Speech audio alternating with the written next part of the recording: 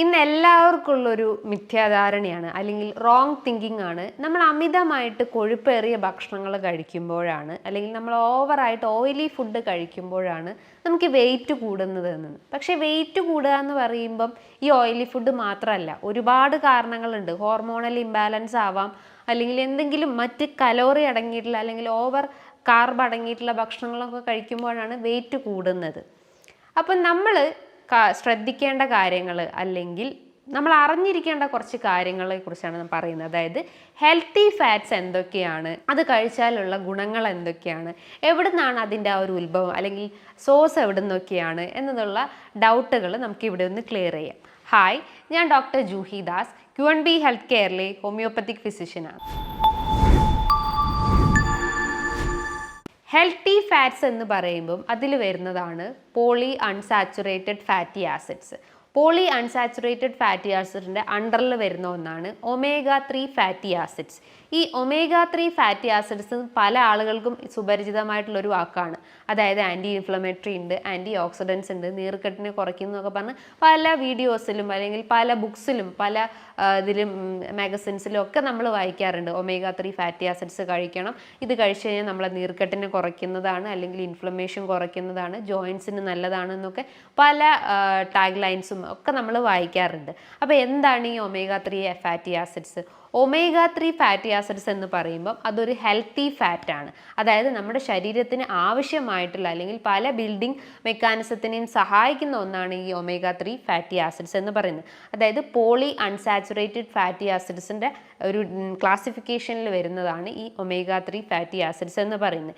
നമ്മുടെ ശരീരത്തിൽ രണ്ട് രീതിയിൽ ഉൽപ്പാദിക്കപ്പെടുന്നുണ്ട്. അതായത് എസെൻഷ്യൽ ആയിട്ടുമുണ്ട്, നോൺ എസെൻഷ്യൽ ആയിട്ടുമുണ്ട്.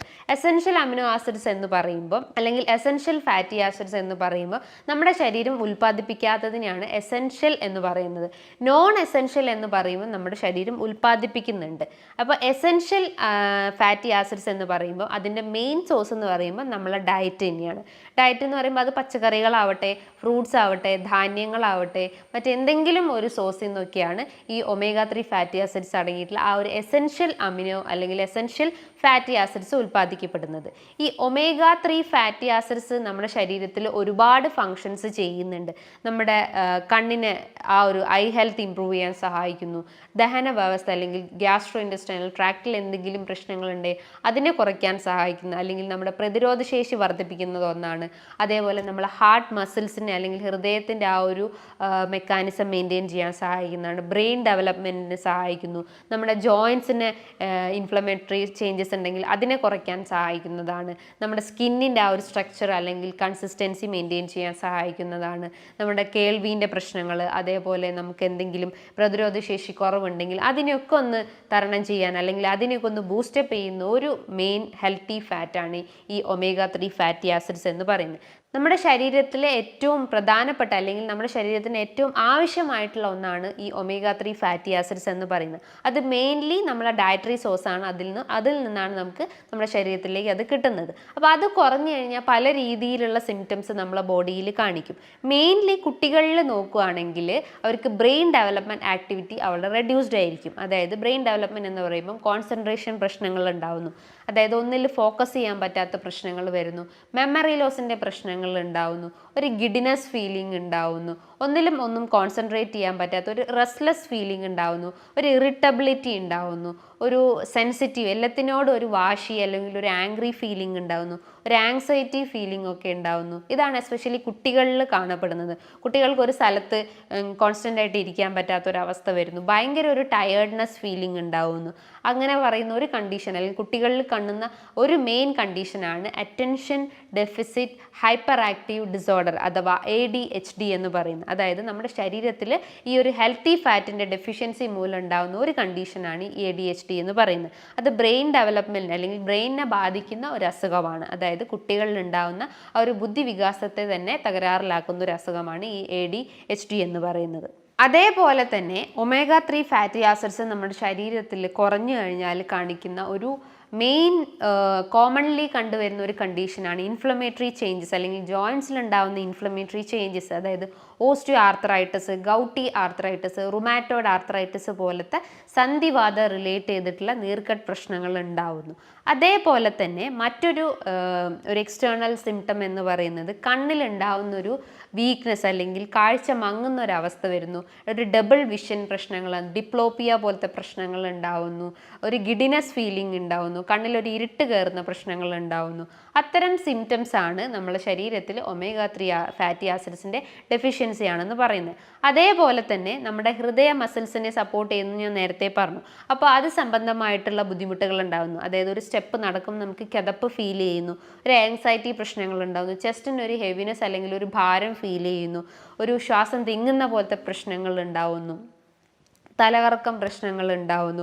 അവരുടെ ശരീരത്തിൽ അല്ലെങ്കിൽ ലിപ്പിഡ് പ്രൊഫൈൽ ടെസ്റ്റുകൾ നോക്കിക്കഴിഞ്ഞാൽ അവരുടെ രക്തത്തിൽ HDLൻ്റെ കൊളസ്ട്രോൾ, HDL അതായത് ഗുഡ് കൊളസ്ട്രോൾ കുറഞ്ഞതായിട്ടും LDL കൊളസ്ട്രോൾ ഇൻക്രീസ്ഡ് ആയിട്ടുള്ള കണ്ടീഷൻസും കാണപ്പെടുന്നുണ്ട്. അതൊക്കെ ഒരു എക്സ്റ്റേണൽ സയൻസ് അല്ലെങ്കിൽ നമ്മുടെ ശരീരത്തിൽ omega-3 ഫാറ്റി ആസിഡ്സിൻ്റെ ഡെഫിഷ്യൻസി ആണെന്ന് കാണിക്കുന്ന സിംറ്റംസ് ആണ് ഈ പറഞ്ഞിട്ടുള്ള കാര്യങ്ങൾ. അതോടൊപ്പം തന്നെ അവർ സ്കിന്ന് നോക്കുകയാണെങ്കിൽ ഭയങ്കര ഒരു ഡ്രൈനെസ് അനുഭവപ്പെടുന്നു. ജസ്റ്റ് ഒന്ന് സ്ക്രാച്ച് ചെയ്ത് കഴിഞ്ഞാൽ വൈറ്റ് സ്കെയിൽസ് പോലെ അല്ലെങ്കിൽ വൈറ്റ് പൊടി പോലെയൊക്കെ കാണപ്പെടുന്നു. ഒരു ഇച്ചിങ്, ഒരു അൺനെസസറി ആയിട്ട് ഇച്ചിങ് ഉണ്ടാവുന്നു. അതായത് ചിലപ്പോൾ ചൊറിച്ചിലൊന്നും, അതായത് അവർക്ക് ഈ റാഷസോ ഇറപ്ഷൻസോ ഒന്നും ഉണ്ടാവില്ല, പക്ഷേ ഒരു കാരണമില്ലാതെ അവർക്ക് ഈ ചൊറിച്ചിൽ പ്രശ്നങ്ങൾ ഉണ്ടാവുന്നു. വെയിറ്റിൽ വേരിയേഷൻസ് കാണിക്കുന്നു, അതായത് വെയിറ്റ് കൂടി വരുന്ന പ്രശ്നങ്ങൾ ഉണ്ടാവുന്നു, അതായത് ബേസൽ മെറ്റബോളിക് റേറ്റ് അവിടെ റെഡ്യൂസ്ഡ് ആവുന്നു. അതുമൂലം ഈ ഫാറ്റി ഡിപ്പോസിഷൻസ് കാരണം അവർക്ക് വെയിറ്റ് ഗെയിൻ്റെ പ്രശ്നങ്ങൾ ഉണ്ടാവുന്നു. സ്ലീപ്പിൽ ഡിസ്റ്റർബൻസ് ഉണ്ടാവുന്നു, കൃത്യമായിട്ട് അവർക്ക് ഉറങ്ങാൻ പറ്റാത്തൊരവസ്ഥ വരുന്നു. അതേപോലെ ദഹന സംബന്ധമായിട്ടുള്ള ബുദ്ധിമുട്ടുകൾ ഉണ്ടാവുന്നു, അതായത് കോൺസ്റ്റിപ്പേഷൻ, അതായത് മലബന്ധം പ്രശ്നങ്ങൾ, കൃത്യമായിട്ട് ശോധന പ്രശ്നങ്ങൾ ഉണ്ടാവുന്നു. അതേപോലെ വയറ് വീർക്കുന്ന പ്രശ്നങ്ങൾ, ഗ്യാസ് കയറുന്ന പ്രശ്നങ്ങൾ, ഇങ്ങനെ പുളിച്ച് തികട്ടി വരുന്ന പ്രശ്നങ്ങൾ, ഓക്കാനും ഫുഡ് കഴിച്ച് കഴിഞ്ഞാൽ പെട്ടെന്ന് ഓക്കാനും പ്രശ്നങ്ങൾ ഉണ്ടാവുന്നു, ഛർദി പ്രശ്നങ്ങൾ ഉണ്ടാവുന്നു, വയറിളകി പോകുന്ന പ്രശ്നങ്ങൾ ഉണ്ടാവുന്നു, മൈഗ്രെയിൻ്റെ ഇഷ്യൂസ് അസോസിയേറ്റ് ചെയ്തിട്ട്, അതായത് ദഹന സംബന്ധമായിട്ടുള്ള അസുഖങ്ങളോടൊപ്പം തന്നെ അവർക്ക് മൈഗ്രെയിൻ്റെ പ്രശ്നങ്ങൾ ഉണ്ടാവുന്നു. ഇങ്ങനെ പല രീതിയിലുള്ള ഓരോ സിസ്റ്റത്തിനെയും എഫക്റ്റ് ചെയ്യുന്ന ഒരു ഡെഫിഷ്യൻസിയാണ് ഈ omega-3 ഫാറ്റി ആസിഡ്സ് നമ്മുടെ ശരീരത്തിൽ കുറഞ്ഞു കഴിഞ്ഞാൽ കാണിക്കുന്നത്. അതേപോലെ തന്നെ നിങ്ങളുടെ ശരീരത്തിൽ omega-3 ഫാറ്റി ആസിഡ്സ് കുറഞ്ഞു എന്ന് കാണിക്കുന്ന അല്ലെങ്കിൽ ആരും ശ്രദ്ധിക്കപ്പെടാത്ത ഒരു കാര്യം എന്ന് പറഞ്ഞു കഴിഞ്ഞാൽ നമ്മുടെ ചെവിക്കകത്ത് വാക്സി സബ്സ്റ്റൻസ് അമിതമായിട്ട് ഉണ്ടാവുന്നു, അല്ലെങ്കിൽ വാക്സി സെക്രീഷൻസ്, സെറുമിൻ എന്ന് പറഞ്ഞിട്ടുള്ള ആ ഒരു വാക്സി സെക്രീഷൻസ് അമിതമായിട്ട് ഉണ്ടാവുന്നു. അതുമൂലം അവർക്ക് ഇയർ കംപ്ലയിൻസ് ഉണ്ടാവുന്നു, ഡെഫ്നെസ് പ്രശ്നങ്ങൾ ഉണ്ടാവുന്നു, ഓട്ടൈറ്റിസ് മീഡിയ അല്ലെങ്കിൽ ക്രോണിക് ഓട്ടൈറ്റിസ് മീഡിയ പോലത്തെ എന്തെങ്കിലും ഇൻഫ്ലമേറ്ററി ചേഞ്ചസ് ഒക്കെ ഇയറിൽ അല്ലെങ്കിൽ ചെവിക്കകത്തൊക്കെ ഡെവലപ്പ് ചെയ്യാനുള്ള ഒരു ചാൻസസ് ഉണ്ട്. അതേപോലെ നിങ്ങൾ നെയിൽസ് നോക്കുകയാണെങ്കിൽ ഭയങ്കര ബ്രിട്ടിൽ അല്ലെങ്കിൽ പെട്ടെന്ന് പൊട്ടിപ്പോകുന്ന പ്രശ്നങ്ങൾ ഉണ്ടാവുന്നു, ഒരു ഡ്രൈനെസ് ഫീലിംഗ് ഉണ്ടാവുന്നു, സ്കിന്ന് ഭയങ്കര ഒരു ഡ്രൈ ആവുന്ന പ്രശ്നങ്ങൾ ഉണ്ടാവുന്നു. അതോടൊപ്പം തന്നെ നിങ്ങൾക്ക് സ്ലീപ്പിൽ പ്രശ്നങ്ങൾ ഉണ്ടാവുന്നു, ഭയങ്കര ഒരു വീക്ക്നെസ്, മെൻ്റലിയും ഫിസിക്കലിയും നിങ്ങൾ വീക്കാവുന്ന പ്രശ്നങ്ങൾ ഉണ്ടാവുന്നു, മുടികൊഴിച്ചിൽ പ്രശ്നങ്ങൾ ഉണ്ടാവുന്നു, ഡാൻഡ്രഫ്, അതായത് ജസ്റ്റ് നമ്മൾ സ്കാൽപ്പ് സ്ക്രാച്ച് ചെയ്ത് നോക്കിക്കഴിഞ്ഞാൽ വൈറ്റ് സ്കെയിൽസ് പോലെ കാണപ്പെടുന്നു, ഇങ്ങനെ കട്ടകളായിട്ട് ഇങ്ങനെ ഒരു വൈറ്റ് പൊടികൾ കാണപ്പെടുന്നു. ഇതൊക്കെയാണ് നമ്മുടെ ശരീരത്തിൽ omega-3 ഫാറ്റി ആസിഡ്സ് ഡെഫിഷ്യൻ്റ് ആണെന്ന് കാണിക്കുന്നത്.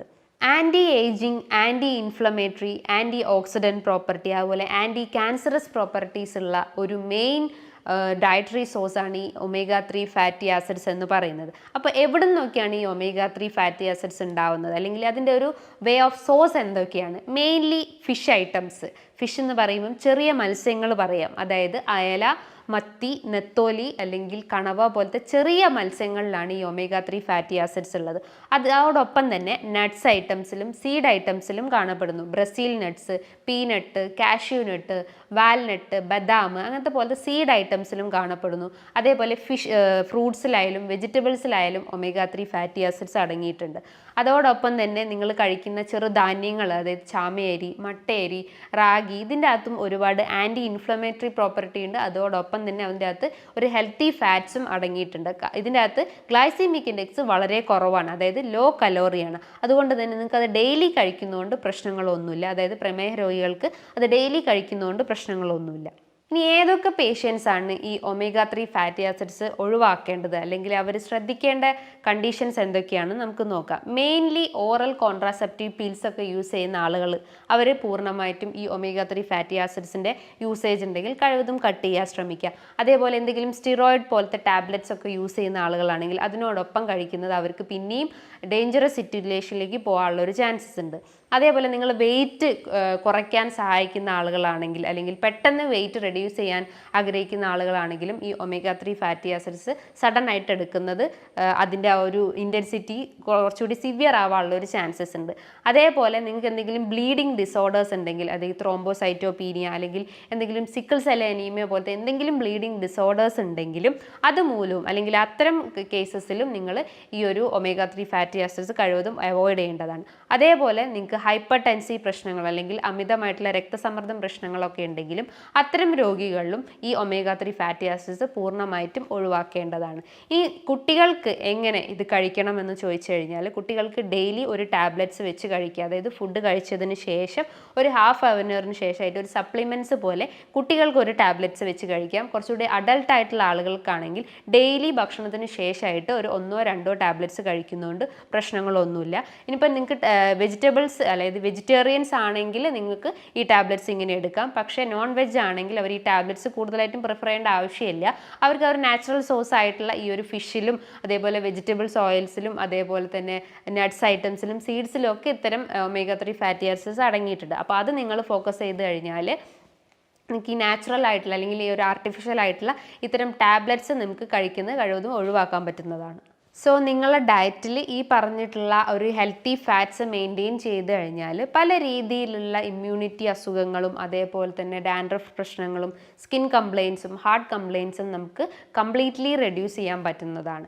ഇനി ഇതുമായി ബന്ധപ്പെട്ട് നിങ്ങൾക്ക് എന്തെങ്കിലും ക്വയറീസ് ഉണ്ടെങ്കിൽ താഴെ കാണുന്ന നമ്പറിൽ കോൺടാക്റ്റ് ചെയ്യാവുന്നതാണ്. നല്ലൊരു ഹെൽത്ത് ടോപ്പിക്കുമായി വീണ്ടും കാണാം. നന്ദി.